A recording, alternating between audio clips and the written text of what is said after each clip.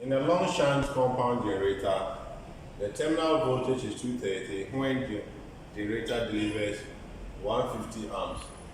Given that the shunt field, the series field, the divertor, and the armature resistance are 92 ohms for the shunt field, 0.015 for the series field, 0.03 for the diverter, and the armature resistance is 0.032 ohms respectively. And the question says to determine the EMF induced. The solution: to find the EMF induced, then we need to represent this data into an electrical circuit. So let this circle represent the armature. I have the branch here, another branch here, plus, minus. So we said it has a series field. So this is be my armature resistor, which is 0.032 ohms. Then I have my series field here, then which is series field 0.015 ohms. And they said this, it has a divertor. So this resistor represents my divertor, which is 0.03 ohms. Then it's connected to the load. So the generator is connected to the load. Certain load is connected here. Then they said it has a shunt field resistance. So let this curve represent my shunt field winding.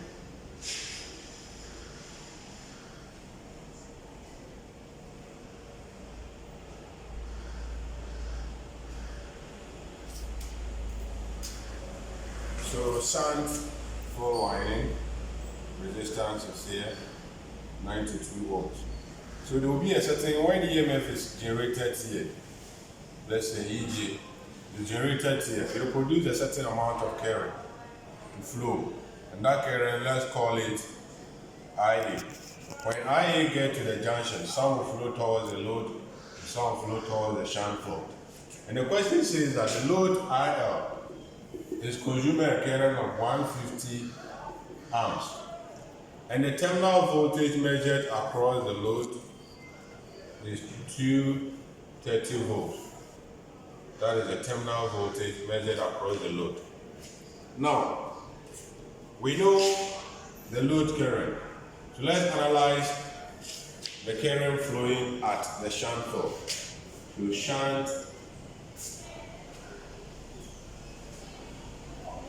field winding analysis. At the shunt field, the shunt resistance is known. Shunt resistance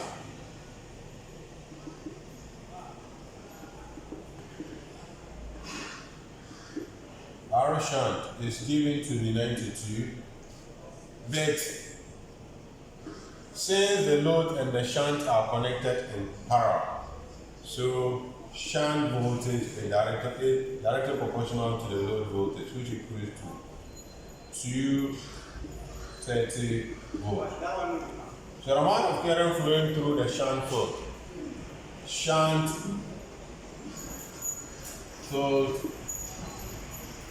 current I shunt equals to question mark. So by using Ohm's law equation,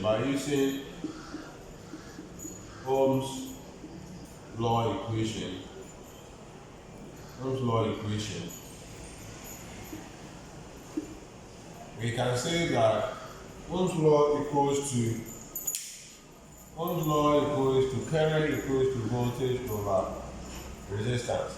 So if this is the base equation for or a reference equation to help us establish the right equation for determining the shunt current.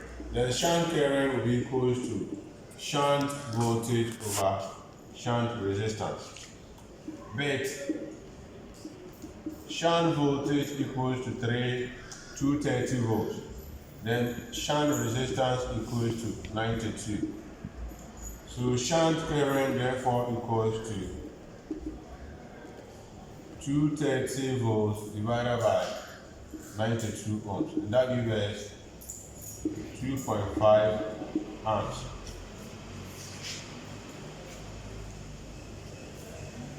Then, now if we know the amount of current flowing towards the shunt to be 2.5 amps, and the current flowing towards the load to be 150 amps, then in Kirchhoff's current law, Kirchhoff's current law, which says that the amount of current flowing towards a junction equals to the amount of current flowing away from the junction.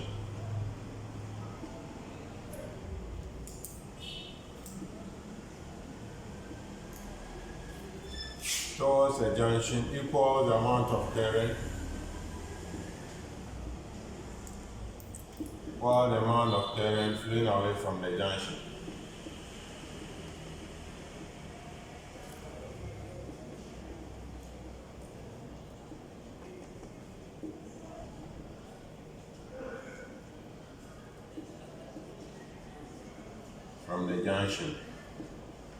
So with this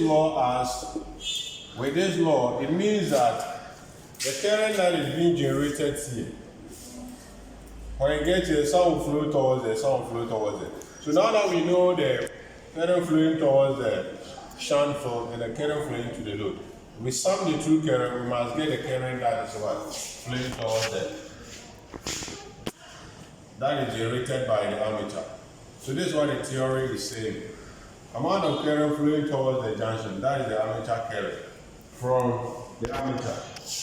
Amount of current flowing away is the load current and the shunt field current. So load current is 150 amps and shunt field is 2.5 amps. So IA equals to IL plus I shunt. So IA equals to 150 plus 2.5 amps. And IA equals to 2.5 amps.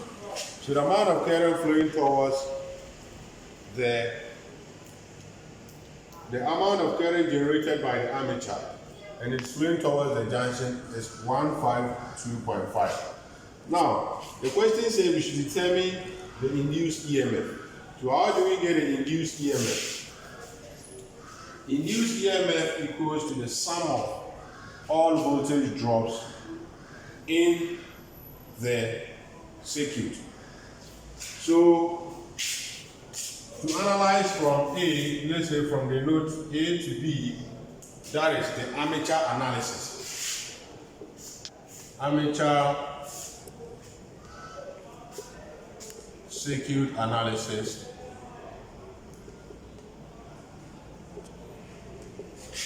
At the armature circuit, we have, if you pull out the armature circuit, you have something like this.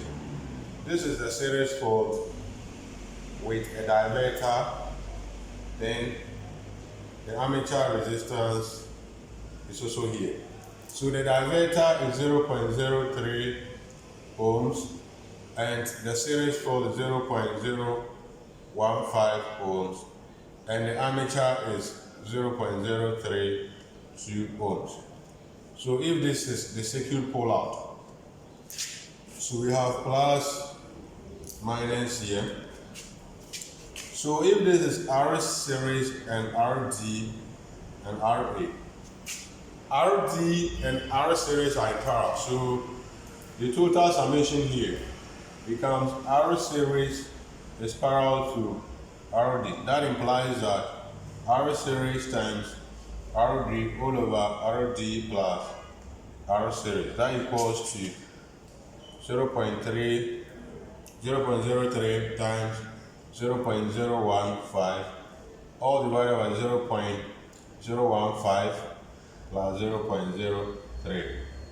Then it becomes 0.00045 divided by 0.0045. Then the resistance there becomes 0.01 ohms. That will be the resistance over there.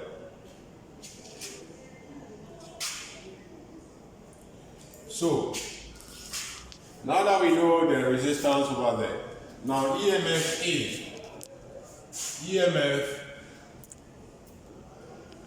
equals to sum of all voltage drops within the generator.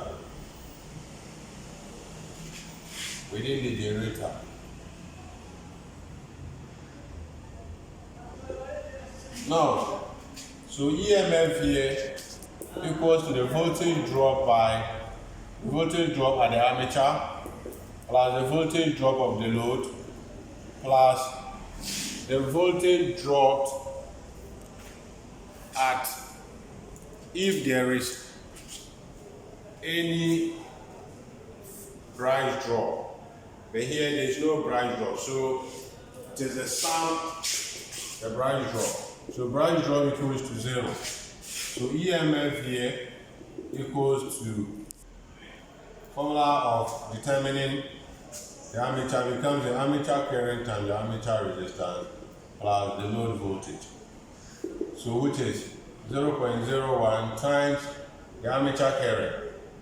Armature current is here, which is 152.5 plus the voltage drop of the load, which is 230 volts.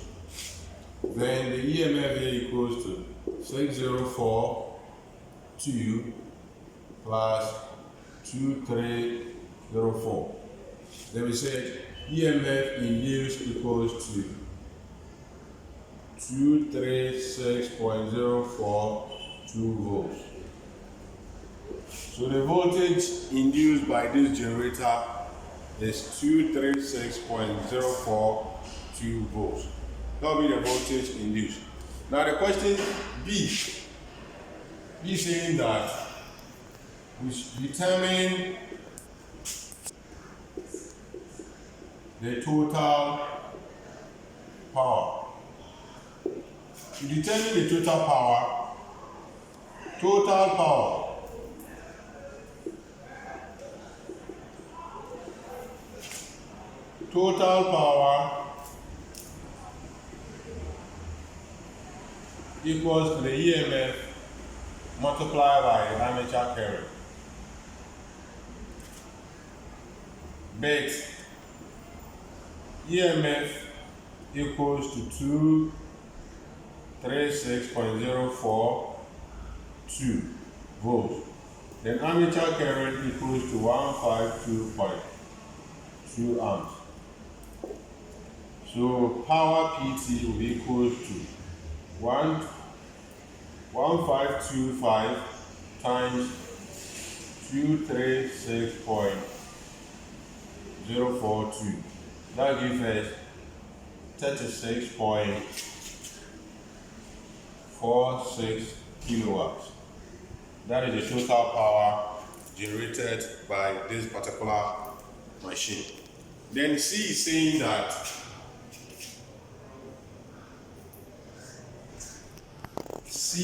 solution for C, determining the power distribution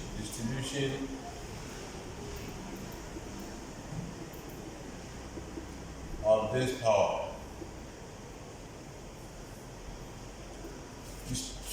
That means that we are determining the loss, power loss in each component. The power loss at the shunt field, the power loss at the armature, and the power loss at the load. So, 1. Power lost at the shunt field winding.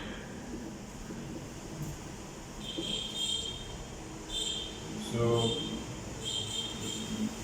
E shunt equals to I shunt squared times R shunt. So we did I shunt equals to 2.5 amps. Then R shunt equals to 92 ohms. So P shunt loss equals to 2.5 squared times 92, that equals to 575 watts.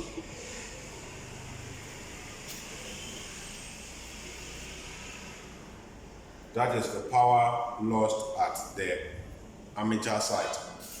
Now, power lost at the shunt side is 575. Now, power loss, the second power loss is the power loss at the shunt or the armature. So, armature power loss.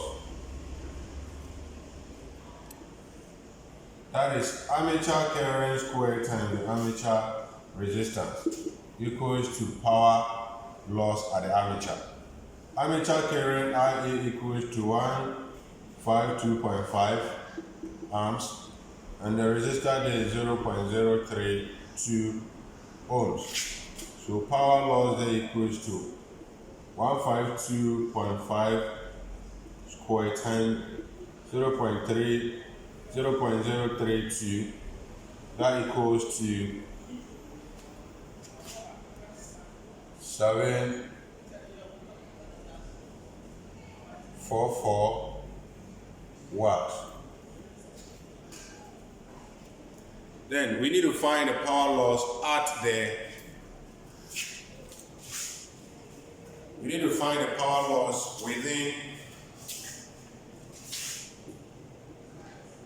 within the series fault. To define the power loss at the series fault, II, power loss at the series fault winding.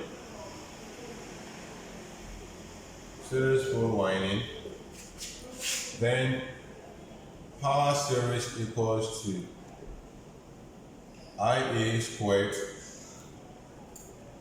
times R series parallel to RB, where R series parallel to RD equals to 0.01 ohms. Then RP series equals to 152.5 squared times 0.01. The RP series squared equals to 232 watts. That's the power distribution. So power loss are there. So the last power loss we need to determine is the power loss within the load. Load power loss. So we say I L, that will be the power consumed by the load.